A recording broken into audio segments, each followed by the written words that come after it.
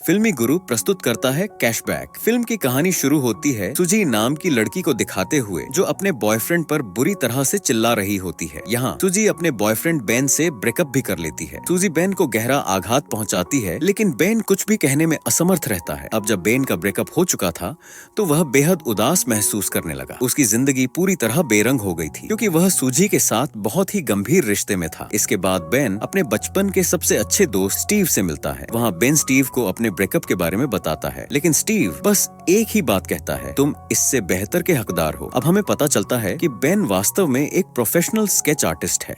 उसने अपनी जिंदगी में सिर्फ स्केचिंग पर ही ध्यान दिया है। लेकिन अब सूजी से ब्रेकअप के बाद उसे कुछ भी अच्छा नहीं लग रहा था। उसे किसी भी काम में मन नहीं लग रहा था। इसीलिए बेन एक बार फिर सूजी को कॉल करता है, लेकिन इस बार भी सूजी उसे बुरी तरह से डांट देती है, जिससे बेन और ज्यादा आहत हो जाता है। उसकी नींद उड़ चुकी थी। सुबह के 4 बज चुके थे, लेकिन उसे नींद का नामो निशान तक नहीं था। उसे समय बिताना बहुत मुश्किल लग रहा था। ऐसा लग रहा था जैसे 24 घंटे जीने के बजाय 24 दिन जी रहा हो। वह किताब पढ़ने की कोशिश करता है, लेकिन ध्यान नहीं लगा पाता। इसके बाद बेन एक सुपरमार्केट में कुछ सामान खरीदने जाता है। वहीं उसकी नजर एक जॉब विज्ञापन पर पड़ती है जिसमें नाइट शिफ्ट में काम करने वाले व्यक्ति की तलाश हो रही थी। चूंकि बेन को वैसे भी नींद नहीं आ रही थी, इसलिए वह वहां नौकरी करने लगता है। बेन को वहां अपने बॉस से भी मिलना पड़ता है, जो बेहद अजीब इंसान था। वह पहले एक फुटबॉल खिलाड़ी रह चुका था, लेकिन अब उसकी बातें इतनी बेतुकी होती हैं कि बेन को कुछ भी समझ नहीं आता और वह सिर्फ झूठी मुस्कान देता रहता है। सुपरमार्केट में कई अजीबोगरीब लोग थे। हर किसी को समय काटने में मुश्किल होती थी, लेकिन वे इस पर ध्यान नहीं देते थे। वहाँ एक लड़की थी,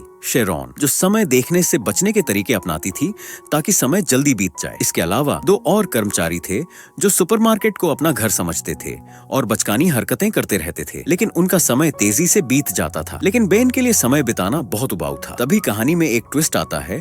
बेन के पास एक सुपर पावर आ जाती है जिससे वह समय को रोक सकता है। अब बेन समय को रोककर खूबसूरत लड़कियों की पेंटिंग बनाने लगता है। इस तरह उसका समय अच्छा बीतने लगता है और वह थोड़ा खुश भी महसूस करने लगता है। इसके बाद बेन स्टीव से मिलता है और बातचीत के दौरान उसे एहसास होता है कि स्टीव सिर्फ बेवकूफी भरी बातें कर रहा है। इसलिए बेन समय को रोककर अपनी पुरानी यादों में खो जाता है। बेन अपने बचपन की एक घटना याद करता है जब वह एक लड़की के पास गया था जो पैसे लेकर कुछ भी करने को तैयार थी। अब कहानी वर्तमान में लौटती है जहां बेन पहली बार शेरॉन को ध्यान से देखता है। वह उससे बात करना चाहता था क्योंकि वह उसे पसंद करने लगा था। बेन शेरॉन के लिए खाना लेकर आता है और शेरॉन उससे पूछती है, क्या तुम मुझे खाना खिलाना चाहते हो? इस पर बेन जवाब देता है, मैं तुम्हें डेट पर नहीं ले जा सकता। अब बेन को शेरॉन बहुत ज्यादा पसंद आने लगी थी। वह समय रोककर उसे जी भरकर देखना चाहता था, लेकिन वह ऐसा नहीं कर पाया। जब वह वापस आ रहा था तभी सुपरमार्केट में काम करने वाले 2 लड़के उससे कहते हैं, जिस लड़की के पीछे तुम पड़े हो हम उसे डेट करने वाले हैं। इसके बाद हम सुपरमार्केट के बॉस को देखते हैं जिसे एक चैलेंज मिलता है।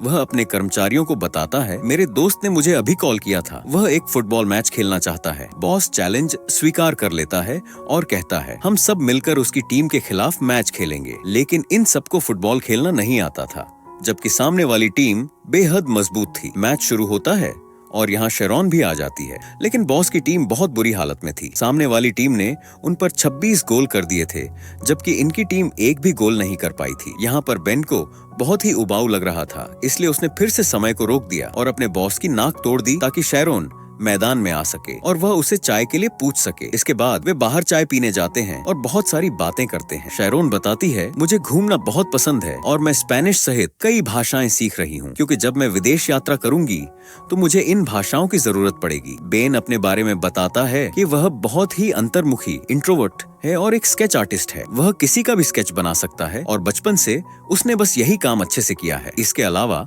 उसे कुछ भी नहीं आता। शेरॉन महसूस करती है कि बेन बहुत शांत और अच्छा इंसान है। इसके बाद जब बेन उसे घर छोड़ने जाता है तो वे दोनों लगभग किस करने ही वाले होते हैं, लेकिन वह बीच में ही रुक जाती है। इसके बाद सुपरमार्केट में बॉस सभी को बुलाता है और बेन से कहता है, आज मेरा जन्मदिन है और शायद तुम्हें सारी तैयारियां करनी होंगी। इस बीच शेरॉन बेन से मिलती है क्योंकि वह उससे मिलकर बहुत अच्छा महसूस कर रही थी, इसलिए वह उसे रात में डेट पर चलने के लिए पूछती है और बॉस की जन्मदिन की पार्टी में साथ आने को कहती है। बॉस सभी कर्मचारियों को बुलाकर कहता है, आज हमें मेरी जन्मदिन की पार्टी मनानी है और वह बेन को एक स्ट्रिपर लाने का भी काम सौंपता है जो बेन के लिए बहुत कठिन था। इसीलिए वह अपने दोस्त स्टीव के साथ जाता है और एक स्ट्रिपर को हायर करता है। इसके बाद एक बार फिर बेन सुपरमार्केट में समय रोक देता है और वहाँ शैरोन का एक बहुत ही खूबसूरत स्केच बनाता है। धीरे धीरे उनके बीच की नजदीकियां बढ़ने लगती हैं और बेन को अब फिर से नींद आने लगती है, जो कि उसकी सबसे बड़ी समस्या थी। कुछ दिनों बाद बेन को एक कॉल आता है जिसमें उसकी स्केचिंग के कुछ सैंपल्स मांगे जाते हैं। इसके बाद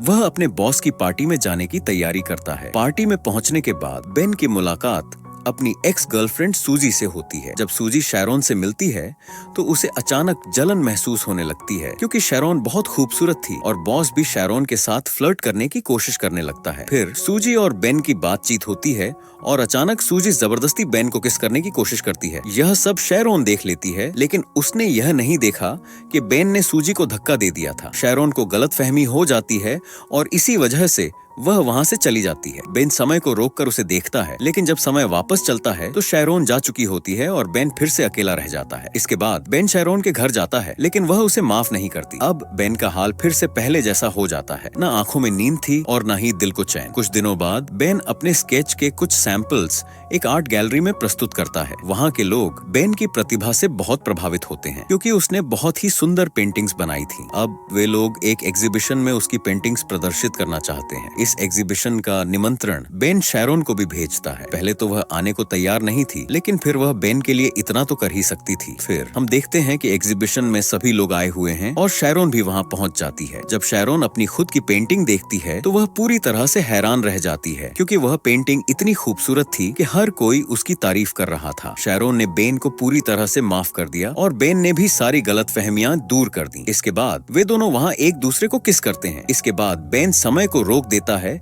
लेकिन इस बार जब वह समय रोकता है तो हम देखते हैं कि शैरोन भी उसके साथ है। वे बाहर जाते हैं जहाँ पर बर्फबारी भी जमी हुई थी और यह बेहद खूबसूरत दृश्य देखकर शैरोन पूरी तरह से बेन से प्रभावित हो जाती है। इसके बाद वे हमेशा साथ रहते हैं और इसी के साथ यह फिल्म समाप्त हो जाती है।